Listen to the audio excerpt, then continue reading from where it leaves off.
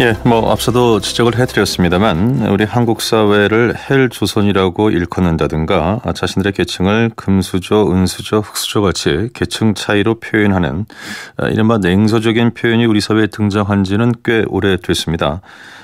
그만큼 개인의 노력과 실력만으로는 살기 어려운 시대다라는 표현이 되기도 하겠습니다만 또 한편에서는 사회 탓을 하기보다는 개인이 더 분발해야 된다라는 목소리가 있는 것도 사실입니다.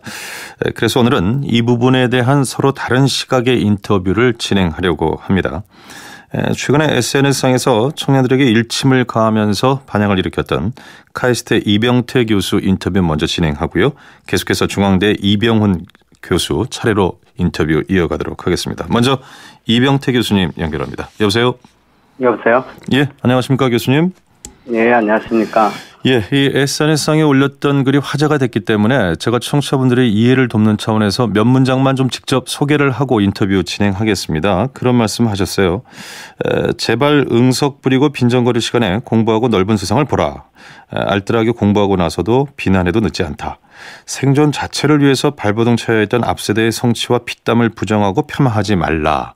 당신들의 철없음에 화가 난다. 요약하면 이제 이런 취지의 말씀을 하셨는데 이런 글을 쓰시게 된 이유가 분명히 있으실 것 같습니다. 듣고 시작합니다.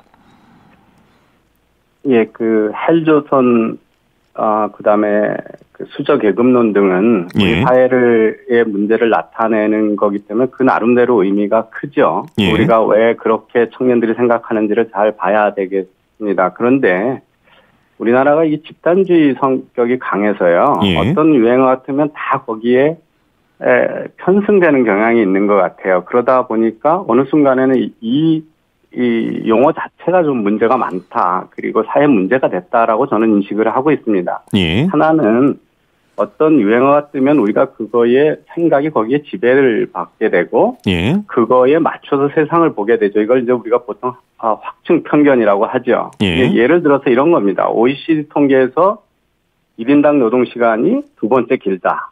우리나라 사람들은 너무 과로를 하고 있다. 이렇게 인식을 합니다. 그리고 예. 사회가 다 그걸 받아들여요. 근데 사실은 이 통계는 그렇게 해석할 수 있는 통계가 아닙니다. 왜냐하면 이게 1인당 평균 연간 노동시간이기 때문에 만약에 파트타임으로 일하는 사람이 많아지면 자동적으로 내려가게 돼 있습니다. 예.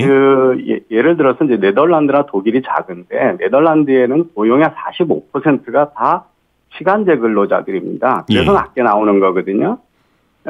그리고 일본 같은 경우도 과로사가 사회 문제가 될 정도로 있고요. 우리하고 경제 수준이 비슷한 싱가포르는 우리보다 훨씬 많은 2,600시간, 홍콩은 2,300시간 이야기하고 노동을 하고 있거든요. 예. 그래서 이런 것들을 자꾸 우리나라가 잘못됐다는 거에다가 맞추다 보니까 해석을 이렇게 잘못하게 되거든요. 예.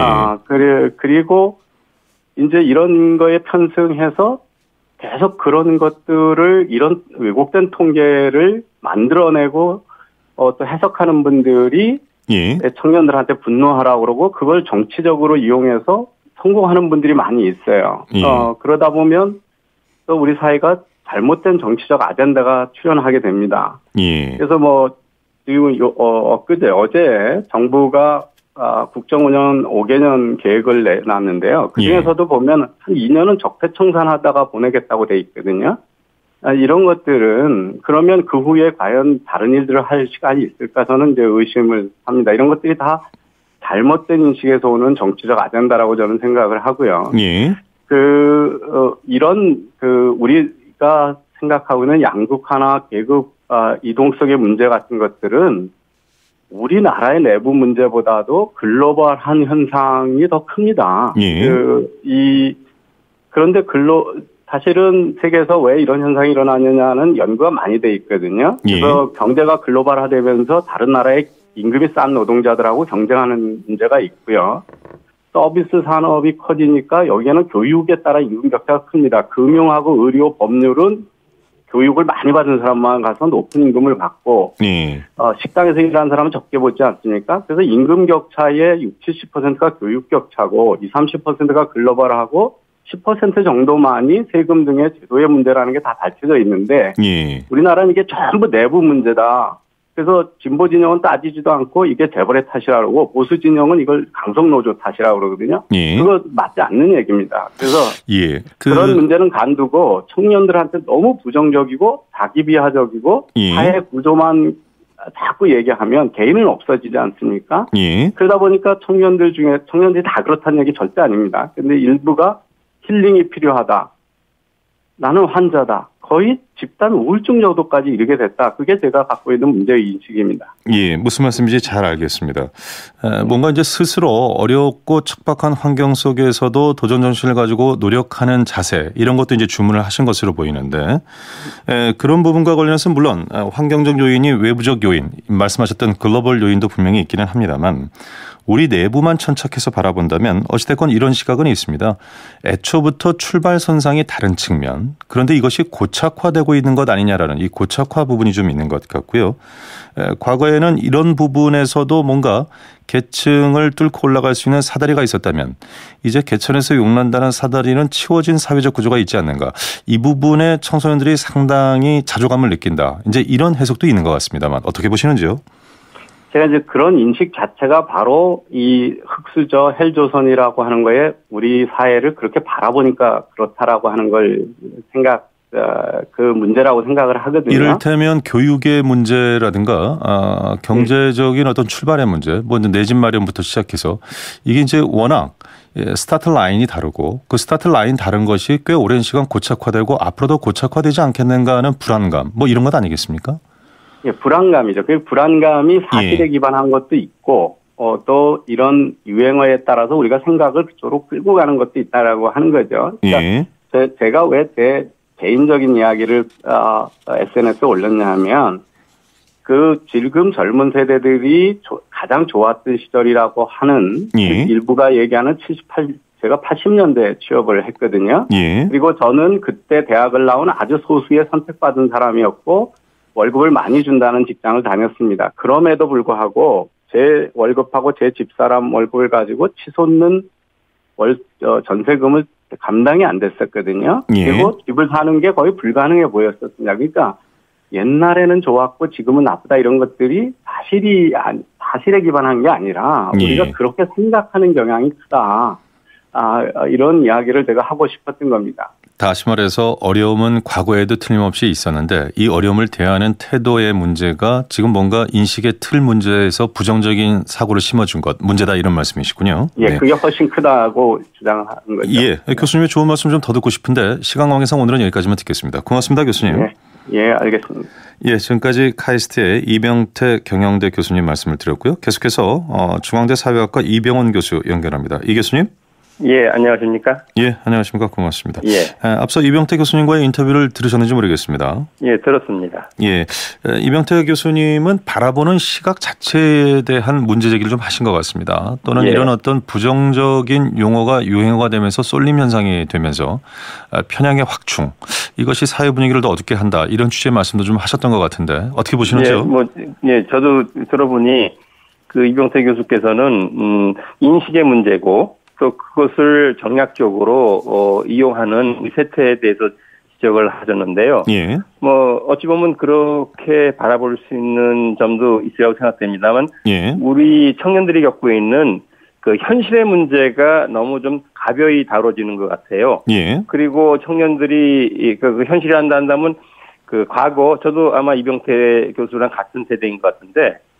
청년들이 한다면 학교 공부를 마치고 사회로 진출하는 이행기의 세대라고 할 수가 있고 그 당시만 하더라도 대학 진학률이 높지는 않았지만 고등학교 나오든 하다못해 중학교를 나온다 하더라도 그들이 사회 진출해서 그 당장 중요한 게 취업이죠. 예. 경제적인 자립이나 사회적인 독립을 하려면 취업을 하고 자기 자리를 찾아 나가는데 그리 문제가 없었어요. 경제 성장이 그만큼 많은 일자리를 만들어내고 기업들도 계속 고용을 늘리는 시대였기 때문에. 예. 근데 지금은 우리 자녀 세대들이 우리들에 비해서 더 많이 공부를 했습니다. 대학 진학률도 높고 그런 고학력을 갖췄음에도 불구하고 예. 부모 세대에 비해서 그들이 정작 사회로 이행하려고 하다 보니까 그들 중에 일부는 그 경쟁을 뚫고 좋은 일자리를 가는 경우가 되는 경우도 있지만은 예. 상당수는 그들이 이 대학 교육까지 마쳤음에도 불구하고 그들의 어떤 능력,